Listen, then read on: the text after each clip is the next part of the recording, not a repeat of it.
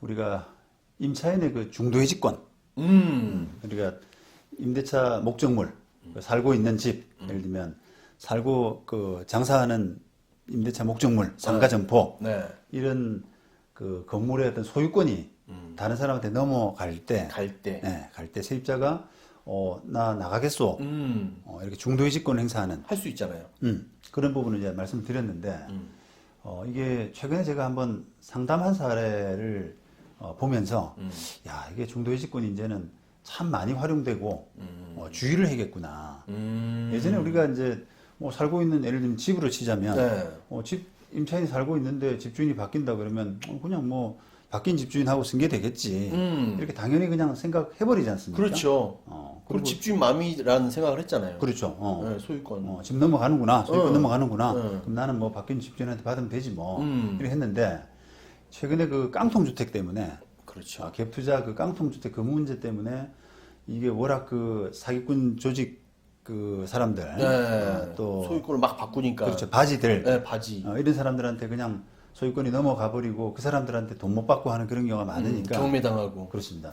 그래서 그런 경우를 막기 위해서 이제 세입자들도 중도해지를 해서 기존 집주인한테 기존 임대인한테 보증금 청구권을 행사를 하자. 이런 이제 논의들이 많아졌는데 그렇죠. 제가 그 지금 최근에 상담한 사례들은 그 깡통주택하고는 사실 관계 없는 사안이었거든요.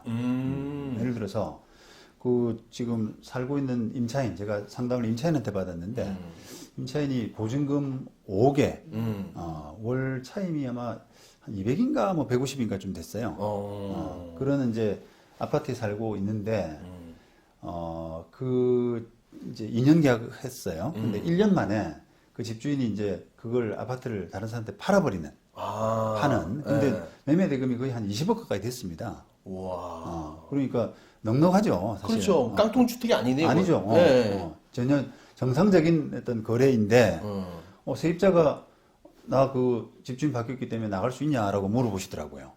그럼 당연히 그렇죠. 당연히 나갈 수 있습니다. 네. 그거는 법에서 이제 판례에서 허용한 그런 부분이기 때문에 나갈 수 있습니다라고 했는데 그 임차인 말, 임대인이 도저히 설득이 안 되는 사람이랍니다. 임대인이 그 옛날 분이라 그런지 아유 저 바뀐 사람한테 받으면 되지. 보증이 넉넉하고 집값에 비해서 넉넉하고 그러니까. 왜 네가 계약을 해지하고 나가려고 하느냐. 노발대발한다는 거예요. 그래서 안 된다고. 안 된다고. 못 나간다고. 못 나간다고. 그래서 자기도 이제 그 중도해지권이 있는 걸로 아는데 너무 그러니까 임대인이 자기 변호사 이제 자문을 받겠다고 해서 전화를 오신 건데 당연히 해지권이 있는 겁니다. 그렇죠. 소유권이 바뀌면 중도해지권이 있잖아요. 임차인으로서 권리잖아요. 그렇죠. 권리입니다. 예. 네. 그래서 이제 근데 이제 그 매도인 임대인이 왜 그렇게 이제 그 당황하면서 화를 내다시피 그렇게 거부를 하냐면 만약에 임차인이 나가버리게 되면 그렇죠. 매매 계약 자체가 이게 어그러지게 되는. 빠그라지죠. 네. 예, 5억을 끼고 사는 14억으로 만약에 19억이면 예. 19억 아파트면 5억 빼면 14억만 14억만 받고. 주면 되는데. 그러니까 보나마나 이제 매매 계약은 기존 임차인이 있으니까 기존 임차인 5억은 승계하고 그다음에 14억을 주고받고 하는 걸로 끝낸다. 이전 등기한다. 이렇게 돼 있단 말이죠. 그런데 세입자가 5억을 임대인한테 돌려달라 그러면 계산이 이제 이상하게 엉클어져 버리잖아요. 그렇죠. 그럼 임대인은 돌려줘야 되면 그 돈을 다시 매도인한테 받아야 되는데 매수인이죠. 사는 사람한테 이제 19억을 받아야 되는데 승계가 안 되니까요. 그럼 매수인은 당장 14억을 생각하고 있었는데 5억을 더 5억을 어디서 마련합니까? 그러니까 이제 매수인 입장에서는 그게 임대차를 승계시켜야 될 책임이 매도인 당신한테 있으니까 나는 14억만 주고 등기 받겠다. 이렇게 요구할 가능성이 있고요. 그러겠네요. 또 그 주장이 맞을 가능성이 있습니다. 그 주장이. 승계시켜야 될 임차인 승계 책임은 매도인과 매수자, 매수인 중 매도인에게 있을 가능성이 더 크거든요. 그렇죠. 이런 요건을 제시한 거는 매도인일 테니까. 그렇습니다. 5억 승계 조건으로 그렇습니다. 14억 주면 소유권을 넘긴다. 예, 그렇죠. 그러면 이제 매도인 입장에서는 14억 받고 소유권 넘겨야 돼요. 매매 대금 이거 차면. 19억인데 임차인한테 5억으로 주고 그 다음에 14억 받고 소유권 넘기고, 그 다음에 거기에 뭐 가압류를 하든, 또 매수인하고 협의가 되면 근저당을 근저당. 하든, 그러니까 그거는 나중에 해결해야 될 문제가 돼버리는 거죠. 이렇게 될 수가 있어서, 이게 상당히 이게 복잡한 그러네요. 관계. 그럼 계약은 한 거잖아요. 무슨 계약? 매매 계약은 한 거잖아요. 매매 계약만 하고 아직 잔금은 못 받은 상태인데 세입자가 갑자기 이제 예성외로 나가겠다고 나오니까 너무 당황한 겁니다. 야. 그래서 이런 사례를 이제 보면서 야 이게 이제 중도 해지라는 게 임차인의 중도 해지라는 게 이제 그 예전하고 상황이 많이 바뀌었다. 예전에는 그냥 아유 뭐 집주인 바뀌었으니까 당연시.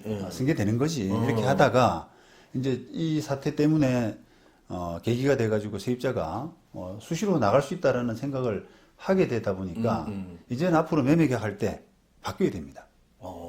태도가 바뀌어야 돼요. 어떻게? 임차인의 동의를 받는. 살겠냐?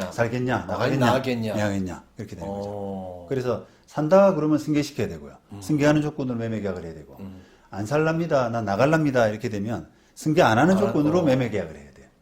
야, 그러면 꼭 따져봐야 되겠네. 그 임차인한테 물어봐야 되겠네요. 그렇습니다. 이날 때는 그냥 당연시 승계잖아요. 그렇죠. 그런 거 임차인한테 얘기 없이 그냥. 예.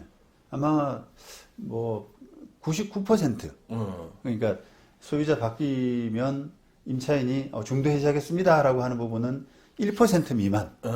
그렇기 때문에 아유 세입자 동의 의사 확인 이런 거 관계없이 그냥 팔아버리는 거죠. 당연히 승계가 되는 경우가 훨씬 많으니까. 그런데 지금은 이 사례에서 보시는 것처럼 이제 세입자들이 어쨌든 중도 해지권이 있다는 부분을 많이들 알고 있다는 겁니다. 맞습니다. 그래서 어쨌든 이게 계약 기간 도중에 어떤 임차인의 해지, 그죠? 계약 기간이 분명히 남았는데도 임차인이 해지한다는 이 부분은 되게들 좀 낯설어하는 예전 기준으로 하면 되게 이례적인 맞아요. 이런 부분이라 지금은 좀 이렇게 변화된 상황에 조금 적응을 하셔야 될 것 같아요. 가불이 바뀌었다고 해야 되나요, 요즘? 네, 그렇습니다. 상황이 좀 세상이 바뀐 네, 그런 느낌이 듭니다. 네. 조금 이제 공부도 좀 많이 하시고 또 금액이 큰 만큼 이게 자문도 좀 받고요. 그러니까요. 또 그 도와주는 중개업자들도 공부도 좀 하고, 그죠? 이제 예를 들면 그냥 사고 팔 때 임차인 확인 없이 의사 확인 없이 그냥 하면 돼요. 매매 계약 하다가 이제는 그 거래가 안전해지려고 그러면 임차인 확인이라고 하는 절차가 또 필요하잖아요. 그러면 이제 중개업자 입장에서도 그 자문을 해야 되고 또 필요하면은 자기가 또 대리인으로 확인을 또 해야 될 수도 있고 일이 더 이제 늘어난 거죠. 야, 일단 꼼꼼히 더 지식을 알아야 되겠네요. 그렇습니다.